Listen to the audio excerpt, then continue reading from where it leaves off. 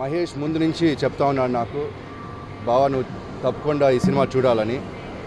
అప్పుడు నాకు స్టోరీ చెప్పలేదు, కానీ అశోక్ మా అబ్బాయి ఈ ఫిల్మ్లో అసిస్టెంట్ డైరెక్టర్గా చేశారు కాబట్టి అప్పుడప్పుడు కొంచెం తెలుస్తూ ఉండింది. మహేష్ బాబు గారి శృతి హాసన్ ఇద్దరు హీరో హీరోయిన్గా చాలా చక్కగా ముచ్చటగా చేశారు.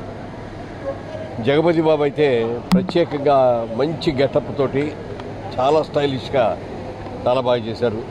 అలాగే రాజేంద్ర ప్రసాద్ అందరూ కూడా చాలా బాగా చేశారు. పాత నవీన్ గారిని అలాగే శివ గారిని, డైరెక్టర్ శివ గారిని కూడా మనస్ఫూర్తిగా అభినందిస్తారు.